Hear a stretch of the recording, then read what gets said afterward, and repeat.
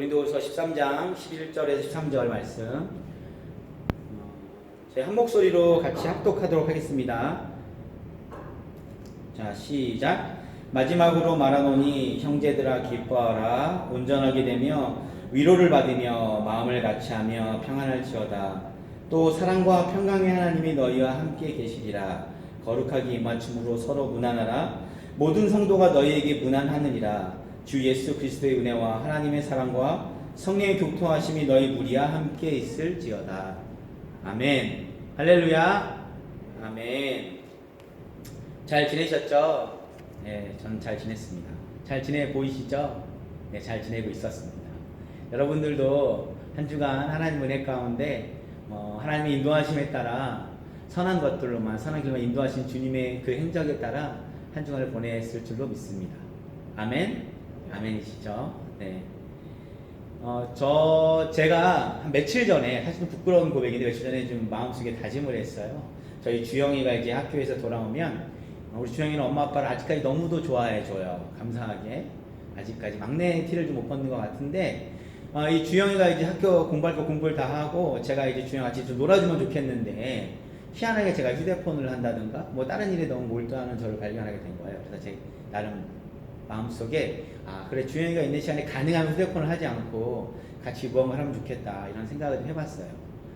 이제 얼마 안 남은 것 같더라고요. 벌써 오하은은 안방에 오지도 않아요. 영화 볼래? 영화 보기로 했거든요. 같이 할 수 있는 걸 고민하다가 영화 볼래? 그러니까 우리 하은이는 저 영화 싫어해요.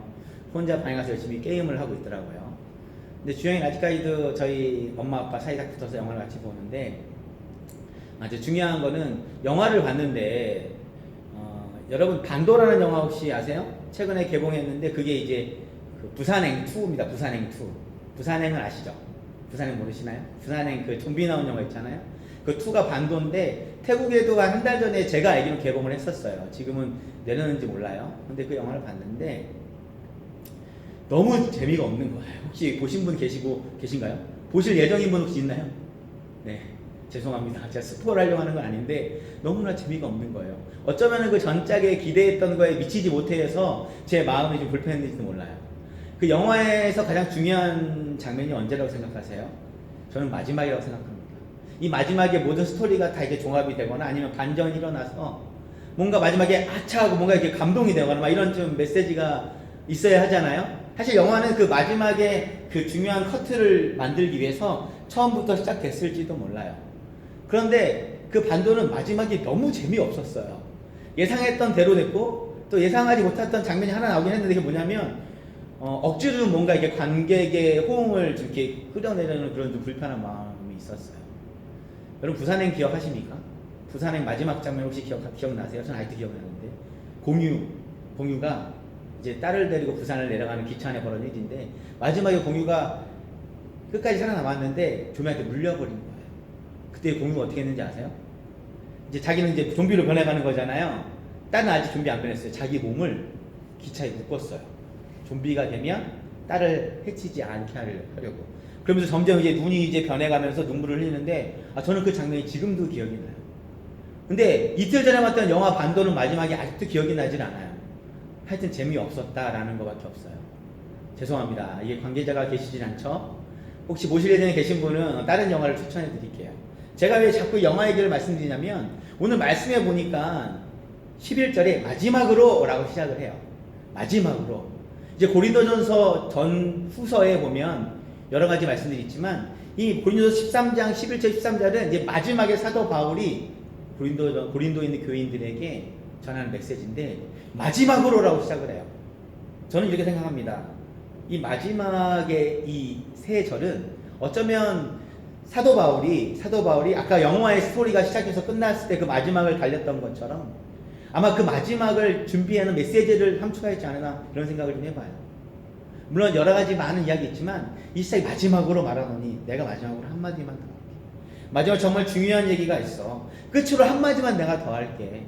이 강조하는 메시지를 저는 알아왔습니다. 그런데 마지막 말하노니 그 뒤에가 형제들아 기뻐하라 라고 시작을 해요. 말씀 잠깐만 볼게요. 기뻐하라. 온전하게 되며 위로를 받으며 마음을 같이하며 평안할지어다 까지만 읽겠습니다. 형제들아 기뻐하라. 그리하면 너희는 온전하게 되고 위로를 받으며 마음을 갖춰 평안할지어다 라고 이야기하는 거잖아요. 그쵸? 근데 좀 더 쉽게 풀이하면요, 형제들아 기뻐하라 그리하면 평안할 것이야. 어떤 평안이냐면 온전하게 되는, 위로를 받으며 마음을 같이 하는, 공감하는 그런 평안이 임하게 될 것이다 라는 거죠. 여러분에게 이런 평안이 있기 원합니다. 이런 사랑이 있길 원합니다. 여러분, 누군가에게 위로가 되고 싶은 사람이 되고 싶지 않으세요? 위로를 주는 사람이 아니라 위로가 되어주는 사람. 누군가에게 공감하고 같이 아파하는 사람이 되고 싶지 않으세요? 그리고 온전히 회복시키는 그런 사람. 저는 저희 큰빛교회의 모든 성도들이 이런 사람이 넘치는 우리 큰빛교회가 되기를 원해요. 이런 평안이 넘치는 큰빛교회가 되기를 원해요. 온전하게 되며 위로받으며 마음을 같이 하는 이런 평안.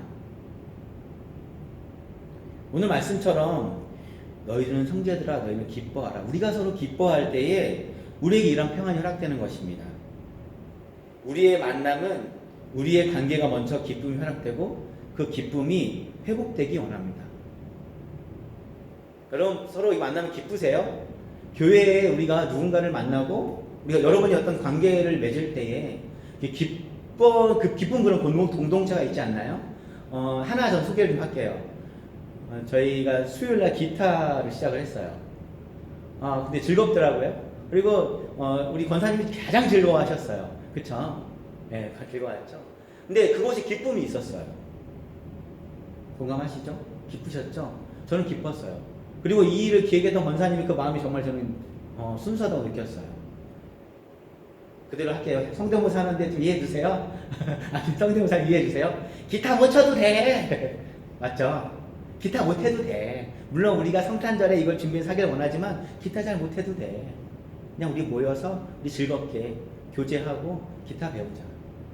근데 그 마음의 중심에 우리가 목적은 기타만이지만 기타는 좀 못해도 상관없는 거예요. 우리 모임이 기쁘고 이 기쁜 모임을 통해서 우리가 나누어지기 원하는 그런 모임이에요. 그래서 저는 이제 권사님께서 이런 얘기 해도 되나요? 그 청년 때 얘기를 해주셨어요. 눈수위를 싹 붉히시면서 그 자기를 따라 얘기도 괜찮죠? 네, 자기를 따라다 남자 청년 이야기를 하면서 그 청년이 내가 수련회에 갈 돈을 내줬기 때문에 갔다는 얘기를 하는데 그래서 눈시를 붉히시는데 저는 그 이야기를 들으면서 저도 마음 한켠에 나도 이렇게 청년 때 누군가에게 신앙의 도움을 받았던 때가 있었는데 그런 회상을 하는 좋은 시간이 됐어요. 저는요, 우리 큰빛교회가 그런 기쁨의 모임이 많았으면 좋겠어요. 우리가 이제 속 모임을 시작하기로 결정하고 또 이제 목사님께서 주일날 강구하시기로 했는데 원아웃교회는 우리의 모임이 서로 만나면 기쁜 모임이 됐으면 좋겠어요. 우리 그런 모임을 만들어 가면 좋겠어요. 또한 우리가 서로 기뻐하면요, 그 뒤에 사랑과 평강의 하나님이 우리와 함께 하십니다 라고 나와 있어요. 우리 안에, 우리 공동체 안에 사랑과 평강의 하나님이 함께하고 우리의 관계 가운데 회복과 위로와 공감이 허락되는 것, 이것이 바로 성도 간의 기쁨입니다. 세상의 기쁨하고는 정말 다르죠. 사랑과 평강의 하나님이 함께하는 공동체, 회복과 위로와 공감이 있는 공동체, 이게 바로 오늘 고린도 교회에게 바라는 사도 바울이 기쁨이 있는 그런 공동체를 이야기하는 것입니다. 여러분, 어떠세요? 우리 큰빛교회가 서로 위로하고 공감하고 또 하나님의 사랑에 충만하고 이런 공동체가 되면 좋지 않을까요? 저는 이런 공동체가 되기를 원해요. 그리고 원아웃교회는 저뿐만 아니라 하나님께서 그걸 정말 바라실 것 같아요. 우리 안에 그런 것이 없다는 이야기가 아니라 더욱더 그것이 풍성하여지면 좋겠어요. 어렸을 때 저는 그 인사하는 놀이가 있었어요. 학교 딱 도착하면은 저랑 세대가 비슷한 분이 거의 없으신 것 같아서 공감할지 모르겠지만 학교에 처음 보자마자 학생! 이렇게 하면요, 이게 손가락질 받는 사람이 안녕하세요 인사하는 이런 게임이 있었어요. 혹시 저밖에 없군요. 우리 그 집사님 하셨을 것 같은데 안 하셨나요? 안 했어요? 네. 서울 사셨죠? 네. 저도 서울 쪽 살았는데 여찌됐건 그리고 이런 거 있잖아요. 뭐 이렇게 야 이거 뭐 묻었어. 아 인사 잘한다. 이건 했었죠. 이거 했었죠. 아 이건 기억나네요. 네, 대대로 내려오던 재밌는 놀이였군요. 희한하게 우리는 그 인사에 대해서 강조를 많이 받았어요. 어렸을 때 저희 아버지도 어디 가든 인사는 꼭 하라고 그랬어요. 사실 저도 저희 아이들이 이렇게 있잖아요. 성교사님이 집에 오시면 애들이 쭈삐쭈삐하면 야 인사하라고 왜? 인사해야지. 여러분들도 그러시죠? 네? 누가 왔는데 나한테 인사하지 않으면 좀 뭔가 뭐 대접받자는 건 아닌데 나를 아는 척 안 해주는 것 같고 우리는 인사에 대한 그런 마음이 있어요. 그런데 오늘 말씀해 보면 11절 후반에 가면 거룩하게 보면 서로 무난하라 그래요. 무난하라. 여러분 인사와 문화는 정말 큰 차이가 있습니다. 저는 이게 정말 좀 헷갈리더라고요. 인사와 문화는 무슨 차이일까? 아 이거다. 저희 아버지 세대, 저희 아버지가 49년생 소띠시거든요. 그러니까 이제 막 보릿고개를 넘으시던 그 세대를 거치신 분이세요. 근데 우리 아버지 세대 아침 인사가 뭐였는지 아세요? 식사는 하셨습니까? 이 인사였대. 왜냐하면 그때는 먹을 게 없으니까 식사를 하셨는지가 궁금한 거예요. 사실은 이 메시지 한마디에 엄청난 의미가 있어요. 식사하셨습니까? 그냥 이 말이지만 이 말 안에는 어떻게 밥은 좀 드시고 계세요? 몸은 좀 어떠세요? 그러니까 문안과 인사는 바로 이런 차이인 것 같아요. 상대편의 안위를 확인하는 거죠. 이해가 되시나요? 오늘 말씀도 문안하라고 되어 있는데 제가 그래도 이해가 안 돼서 이 말씀을 그 킹제임스 번역본이라서 영어로 찾아보니까 문안하다가 Greet 이거를 찾아보니까 환영하다라고 되어 있더라고요.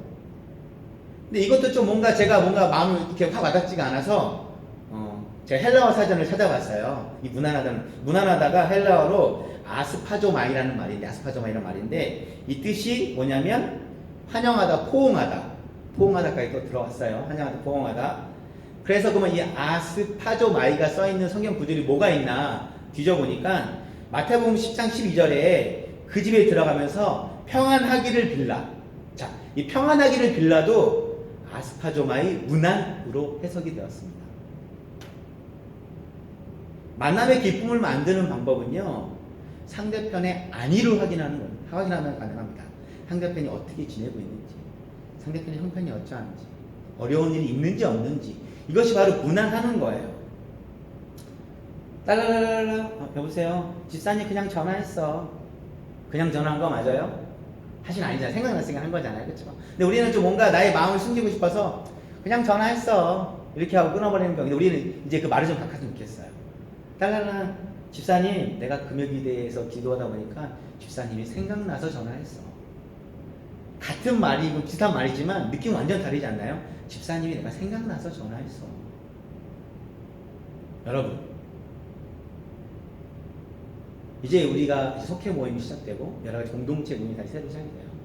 여기 모임 저희들이 먼저 전화해서 그냥 전화했어가 아니라 집사님이 생각나더라. 집사님이 그냥 기억나더라. 이렇게 시작하는 메시지. 이것이 바로 문안하는 것입니다. 이게 기쁜 관계의 시작인 것이죠. 저희들이 그렇게 했으면 좋겠어요. 저도 그렇게 좀 바꿔보려고 해. 학생들이 전화할 때 야 그냥 했어 임마 이게 아니라 야 내가 생각해보고 너가 정말 생각나더라.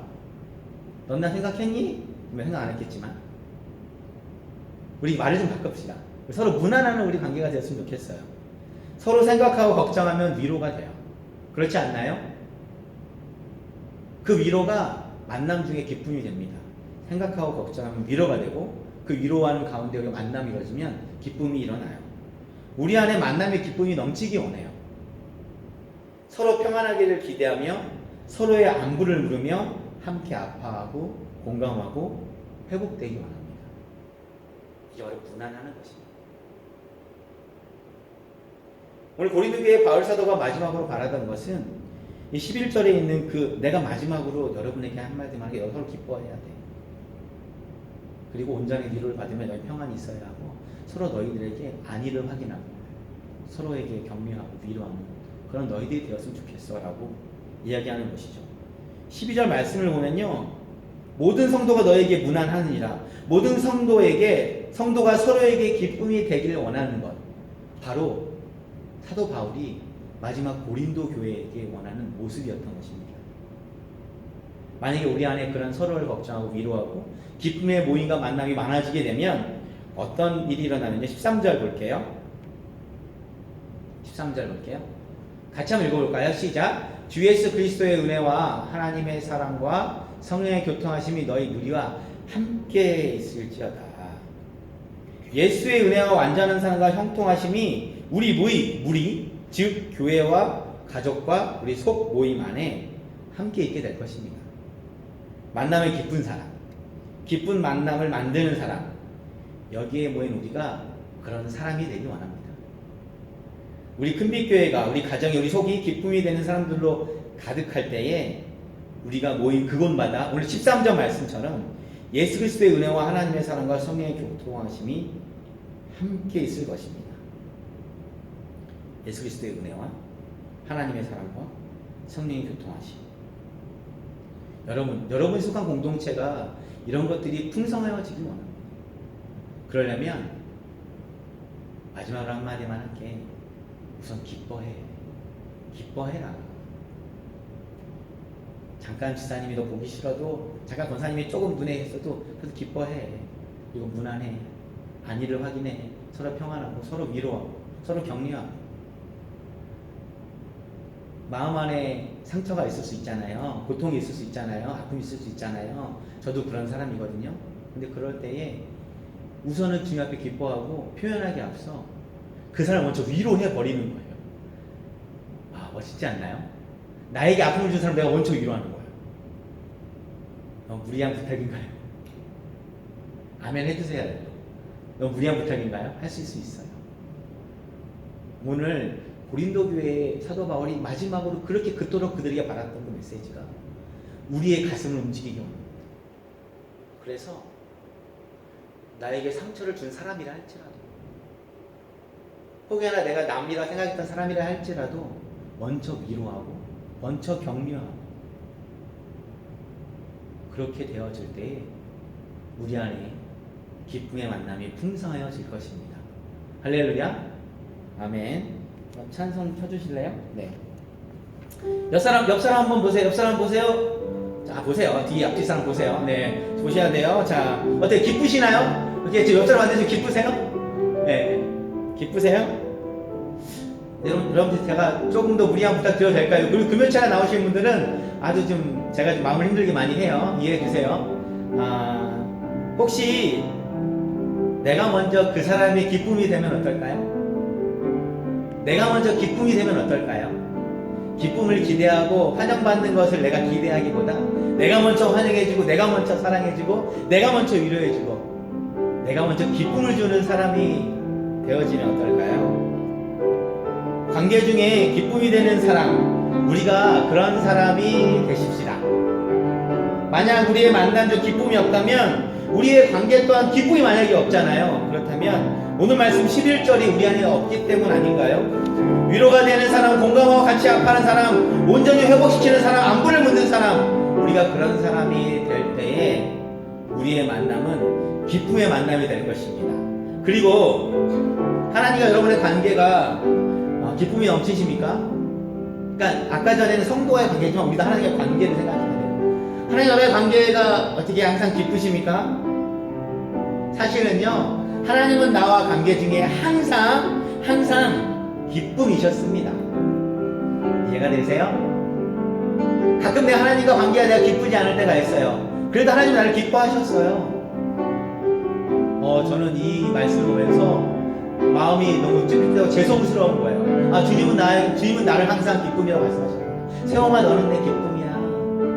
세영아, 너는 내 기쁨이야. 나는 주님이 기쁘지가 않아요. 세영아, 너는 내 기쁨이야. 여러분 어떠세요? 그럼 이제 우리 아까 했던 것처럼 내가 주님의 기쁨이 되면 어떨까요? 내가 먼저 주님의 기쁨이 되는 거예요. 물론 불가능하죠. 주님 하나의 기쁨. 그래도 내 마음속에 내가 그래도 주님의 기쁨이 돼야지. 그럼 이제 내가 주님의 기쁨이 되는 사람이 되면 어떨까요? 내가 주님의 기쁨이 되는 사람. 예수님은 낮은 곳으로 오셔서 온 세상의 기쁨이 되셨습니다. 우리도 하나님 앞에 낮은 곳으로 나아가 그분의 기쁨이 되십시다. 우리 시간 낮아지기 원합니다. 서로를 세워주고 서로를 위로하고 서로를 위해 기도함으로 낮은 곳으로 갑시다. 또한 주님 앞에 나의 나약함을 고백하고 감사와 회개함으로 낮은 곳으로 갑시다. 예수님도 낮은 곳으로 가시던 것처럼 우리가 더욱더 낮아질 때에, 우리가 주님 앞에 바짝 엎드려질 때에 주님 우리를 기뻐하시고요. 내가 나와 관계한 모든 사람들 앞에 더욱더 낮아지고 엎드리고, 내가 조금 손해보더라도, 내가 조금 마음이 힘들더라도 내가 더 낮아지고 내가 더 위로하고 내가 더 격려하고 내가 더 사랑하면 그 관계는 기쁨의 관계가 시작이 되는 것입니다. 가장 큰 비밀은요, 주님이 기뻐하는 사람은 세상이 기뻐하는 사람입니다. 이해가 되시죠? 세상의 기쁨이 되는 사람보다 더 중요한 건 내가 주님의 기쁨이 되어지면 세상이 나를 기뻐합니다. 이제 잠깐 눈을 감고 우리 기도합시다.